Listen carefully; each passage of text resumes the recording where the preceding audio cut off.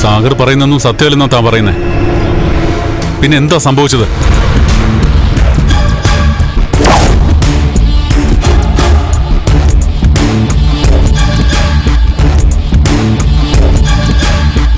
സാഗർ എന്താ ഉദ്ദേശിക്കുന്നത്? ഈ ജന്മം ലച്ചുവിന്റെ ഭർത്താവിന് ഒരു അച്ഛനാവാൻ കഴിയില്ല. എന്റെ ലച്ചുവിന്റെ ഒരാഗ്രഹവും അയാൾക്ക് സാധിച്ചു തരാനും കഴിയില്ല.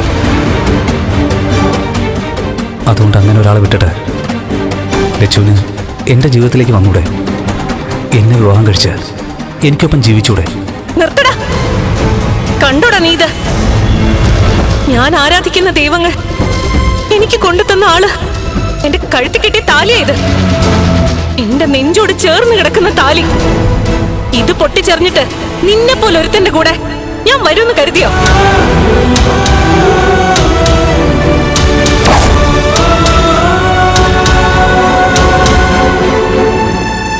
ഇന്നത്തെ ദിവസം ഞാൻ കണക്ക് കൂട്ടിയ ചിലവുണ്ട്. അത് അതേപടി സംഭവിച്ചിരിക്കും. എന്നിട്ടേ നീ ഈ ക്യാബിനിൽ നിന്ന് പുറത്തു പോവൂ. കയ്യെടുക്കടാ.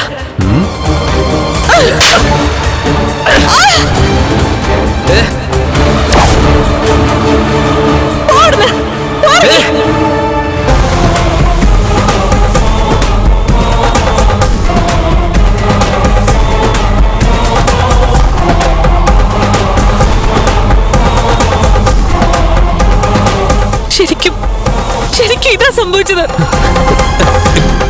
ഇവരെ പോലെ കള്ളങ്ങൾ പറയുന്ന ഒരു സ്ത്രീയെ ഞാൻ ഇതുവരെ കണ്ടിട്ടില്ല.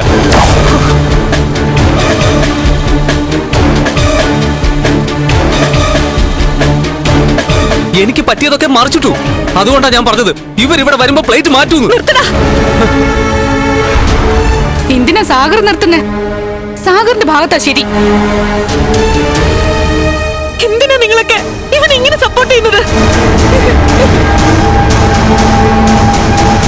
ഭാര്യയ്ക്കും ഭർത്താവിനും ഇടയിൽ താൻ പറഞ്ഞതുപോലെ മറ്റൊരാൾ കടന്നു വന്നെങ്കിൽ, അയാൾ മോശമായി സംസാരിക്കുകയും പെരുമാറുകയും ചെയ്തെങ്കിൽ, അതാ കടന്നു വന്ന വ്യക്തിയിൽ നിന്നല്ല ആ വ്യക്തി അറിയേണ്ടത്, സ്വന്തം ഭാര്യ എന്ന് തന്നെയാണ്.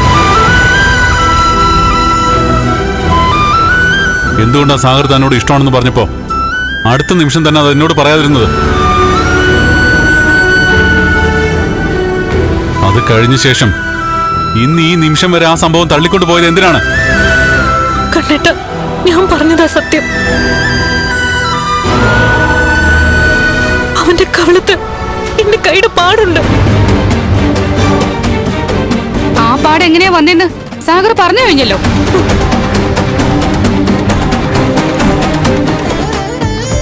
കുടുംബങ്ങളിൽ കൂട്ടുകൂടിയ 10 വർഷങ്ങൾ.